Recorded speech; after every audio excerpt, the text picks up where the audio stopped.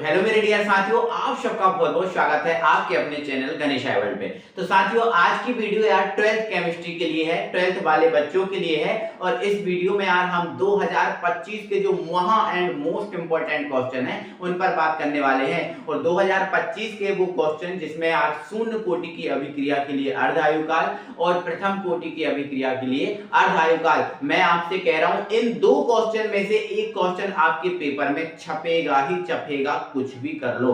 तो इन दो क्वेश्चन को करा रहा हूं, अच्छे से ध्यान से समझ लो, अच्छे से इनको कर लो, ठीक है। और अगर आपका रिस्पांस मिलता रहा, आपका अगर रिस्पांस मिला तो फिर आगे भी हम वीडियो आपको प्रोवाइड करते रहेंगे डेली। तो आइए दोस्तों वीडियो को स्टार्ट करते हैं। तो पहले क्वेश्चन यार हमारा शून्य कोटि की अभिक्रिया के लिए अर्ध आयुकाल। अब अर्ध आयुकाल, अब देखो शब्द क्या लिखा हुआ बेटा, अर्ध आयुकाल, अर्ध आयुकाल, ये शब्द लिखा हुआ है अर्ध आयुकाल।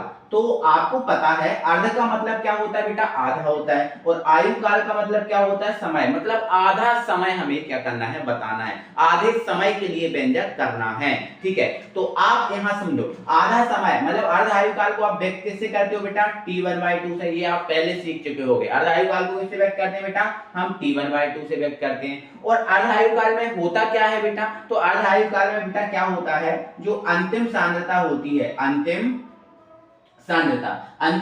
सांद्रता होती है वो बेटा क्या हो जाती है, प्रारंभिक सांद्रता की आधी रह जाती है। अंतिम सांद्रता जो है प्रारंभिक सांद्रता की आधी हो जाती है कि नहीं। जैसे मान के चलो अंतिम सांद्रता x है और प्रारंभिक सांद्रता क्या है, a है। तो अर्ध आयुकाल में ये सांद्रता x बराबर क्या हो जाएगी, a/2, है ना, क्योंकि अंतिम सांद्रता प्रारंभिक सांद्रता की आधी रह जाती है। तो ये आपको नॉलेज होना चाहिए। इसके अलावा जो आपका शून्य और प्रथम कोटि की अभिक्रिया के लिए आपको अर्ध आयुकाल अगर ज्ञात करना है तो शून्य और प्रथम के लिए समाकलित दर समीकरण आपको पता होना चाहिए। शून्य के लिए क्या है और प्रथम के लिए क्या है। तो बेटा मैंने यहाँ पर लिख के रखे हैं, शून्य कोटि की अभिक्रिया के लिए बेटा जो समाकलित दर समीकरण होता है वो होता है k बराबर a/t।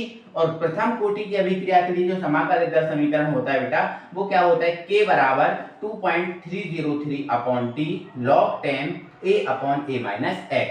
ए क्या है बेटा, प्रारंभिक सांद्रता, और x क्या है, अंतिम सांद्रता। यहाँ पर जो शून्य कोटि की अभिक्रिया है उसमें ए प्रारंभिक सांद्रता भी है, अंतिम सांद्रता भी है, क्योंकि शून्य कोटि की अभिक्रिया के सांद्रण में कोई परिवर्तन होता ही नहीं है, तो वही प्रारंभिक होती है और वही अंतिम होती है। तो आइए अब हम करते हैं शून्य कोटि की अभिक्रिया के लिए अर्ध आयुकाल की गणना। तो बस यहाँ पर बेटा हम एक लाइन लिखेंगे, वो लाइन हमारी ये होगी कि भाई हम जानते हैं, ठीक है। अब हम क्या जानते हैं, तो बेटा हम तो बहुत कुछ जानते हैं, लेकिन इससे संबंधित हम क्या जानते हैं वो हमें पता होना चाहिए ना।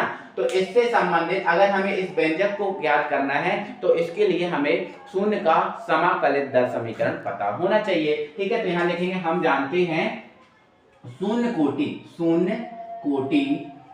कोटि की अभिक्रिया, शून्य कोटि की अभिक्रिया का समाकलित दर समीकरण, समाकलित दर समीकरण। शून्य कोटि की अभिक्रिया का बेटा क्या चाहिए हमें, समाकलित दर समीकरण, जो मैंने लिख के रखा है। क्या होता है बेटा, k बराबर a/t, k बराबर a/t। यहां से बात आपको समझ में आ गई बेटा, इसको दे देना आप समीकरण नंबर a। ये जो क्वेश्चन है एक और तरीके से पूछा जाता है, वो किस तरीके से पूछा जाता है मैं आपको बताऊंगा, टेंशन मत लो, ठीक है। अब हमें बेटा क्या करना है, अर्ध आयुकाल की गणना करना है ना। किसकी गणना करना है, अर्ध आयुकाल की। तो जो आपका समीकरण 1 दिख रहा है ना, इसको आप अर्ध आयुकाल के लिए लागू कर दोगे। तो यहाँ पर आप एक शब्द लिख दोगे भाई, अर्ध आयुकाल के लिए, अर्ध आयुकाल के लिए, मतलब जो आपका समीकरण है इसको अर्ध आयुकाल के लिए लागू करोगे। और बेटा जब हम इसको अर्ध आयुकाल के लिए लागू करेंगे तो आपको ये तो पता ही है अर्ध आयुकाल में जो समय है, समय को हम किससे व्यक्त करते हैं, t1/2 से। जो t क्या है, समय है ना, और अर्ध आयुकाल में समय को हम किससे व्यक्त करते हैं, t1/2 से, क्योंकि अर्ध आयुकाल में t की जगह t1/2 रखा जाता है, ठीक है। और ये जो सांद्रता है वो प्रारंभिक सांद्रता की आधी हो जाती है ना, मतलब अंतिम सांद्रता प्रारंभिक की आधी होती है, लेकिन इसमें a ही प्रारंभिक है और a ही क्या है, अंतिम। तो जो a है वो क्या हो जाएगा, a/2 हो जाएगा, ठीक है। इन दोनों मानों को रख देंगे हम समीकरण 1 में। तो बेटा हम क्या कर देंगे, यहाँ पर लिख देंगे समीकरण 1 से, समीकरण 1 से इन दोनों मानों को उठा के रखेंगे समीकरण 1 में। ठीक है, तो k तो आपका ज्यों का त्यों रहा। अब a की जगह क्या रखना है बेटा, a की जगह हमें रखना है a/2, तो ये रख दिया a/2। और t की जगह क्या रखना है बेटा, t1/2, तो ये रख दिया हमने t1/2। k बराबर a/2 बटे t1/2। क्लियर है। अब हमें अर्ध आयुकाल की गणना करना है ना। देखो क्वेश्चन क्या लिखा है, अर्ध आयुकाल की गणना करो। ठीक है, तो जो t1/2 है इसको k की जगह ले जाएंगे और k को नीचे ले जाएंगे, तो ये इधर ले जाएंगे, तो ये t1/2 बराबर क्या हो जाएगा a बटे, ये क्या है बेटा a/2 और ये बटे में रहेगा आपका k।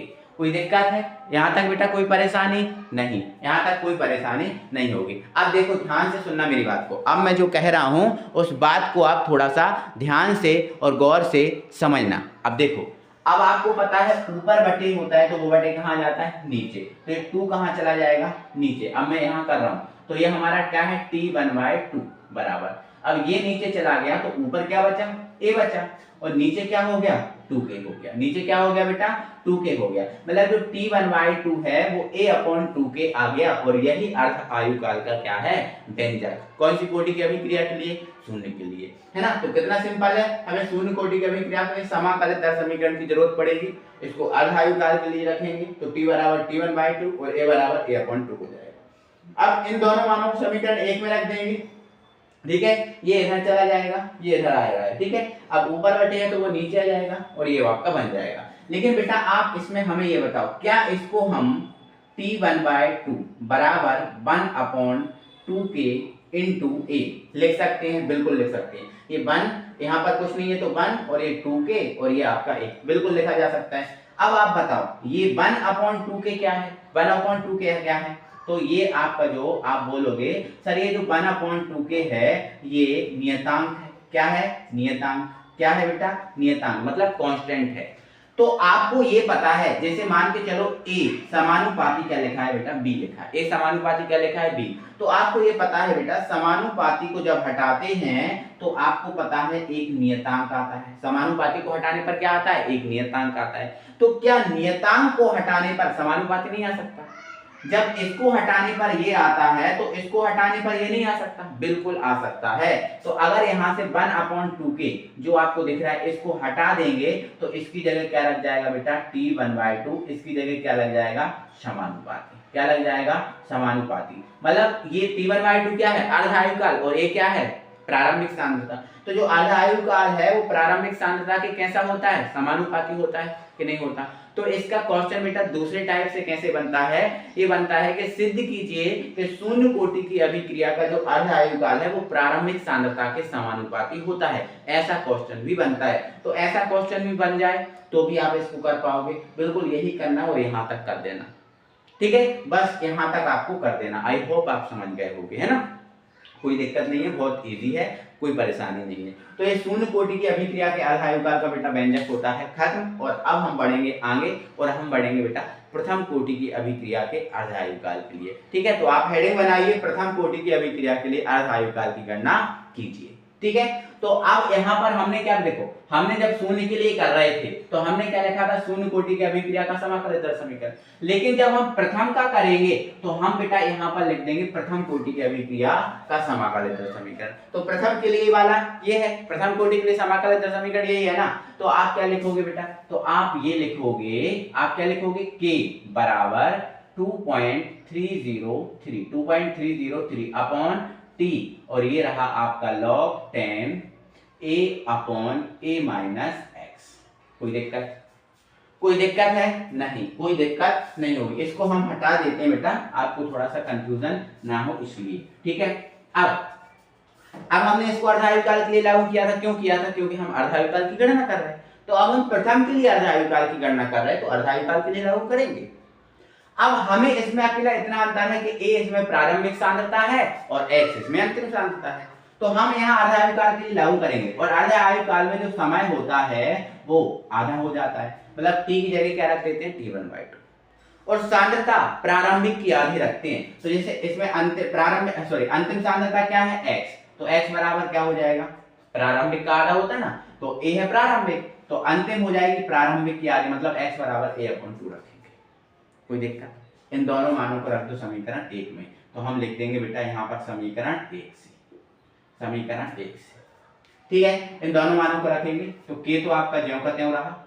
अब ये आपका 2.303 ज्यों का त्यों, t की जगह क्या रखना है बेटा, t 1/2 और ये हमारा log 10।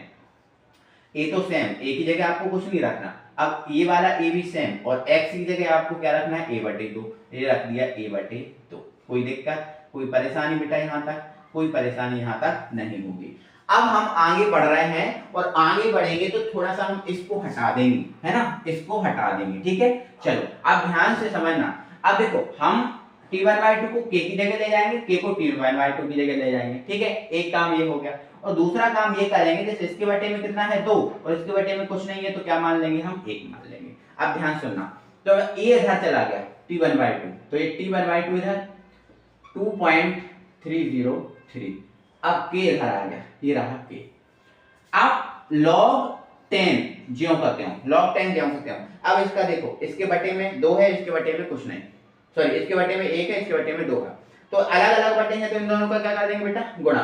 तो देखो ऊपर का जो a है उसका कुछ मत करो, ये वाला ज्यों का त्यों लिखा रहने दो, यहाँ करो तो ये 2 एकम 2, तो एलसीएम इसका कितना आ गया बेटा, 2 आ गया। एलसीएम कितना आ गया, 2। अब ये 2 इधर आएगा, देखो ये फिर क्रॉस मल्टीप्लाई करते हैं ना, ये इधर और ये इधर, तो ये इधर आएगा तो बेटा क्या हो जाएगा 2a और ये इधर आएगा तो क्या हो जाएगा 1a, ए ब्रैकेट लगा दो, कोई परेशानी। अब आपको पता फर्स्ट सेकंड थर्ड, थर्ड वाला कहाँ जाता है बेटा, ऊपर जाता है। थर्ड वाला कहाँ जाता है, ऊपर, तो ये हमारा t1/2 बराबर 2.303 अपॉन k और ये रहा आपका log 10। ये 2 ऊपर गया तो ये हो गया आपका 2a, क्या हो गया, 2 ऊपर गया तो 2a हो गया। अब देखो 2a में से a के घटा दो तो a के बचेगा, 2a में से a के घटाएंगे तो a के तो बचेगा, बिल्कुल। अब a से a कट जाएगा, अब a से a कट गया तो बेटा यहाँ पर आपका बचा क्या हुआ है, देखो ये तो मैंने ज्यों का त्यों लिख दिया है, कोई परेशानी नहीं, ठीक है। अब यहाँ क्या बचा हुआ बेटा 2, क्या बचा हुआ है 2, और आपको ये बहुत अच्छे से पता है log देख 2 का मान कितना होता है 0 पॉइंट, ठीक है 0.3010। तो log 2 की जगह हम 2 का मान रख देंगे, ये आपको कम से कम 4 log 4 तक की वैल्यू आपको पता होना चाहिए, 2.303 अपॉन k, और इसकी वैल्यू हम रख देंगे बेटा ये, तो ये 0.3010। इन दोनों का हमें गुणा करना है, आप अपनी कॉपी पे गुणा करो, ठीक है, आप अपनी कॉपी पे गुणा करो। तो इन दोनों का गुणा करेंगे बेटा 0 पॉइंट जो आ जाएगा ना 693 अपॉन में क्या आ जाएगा k, और यही बेटा प्रथम कोटि की अभिक्रिया के अर्ध आयुकाल का व्यंजक है। यही बेटा क्या है, प्रथम कोटि की अभिक्रिया के अर्ध आयुकाल का व्यंजक है। आई होप आप समझ गए होंगे, दिक्कत नहीं होगी। तो ये प्रथम कोटि की अभिक्रिया के अर्ध आयुकाल का क्या हो गया, व्यंजक, जो हमने किससे किया, प्रथम कोटि के समाकलित दर समीकरण से।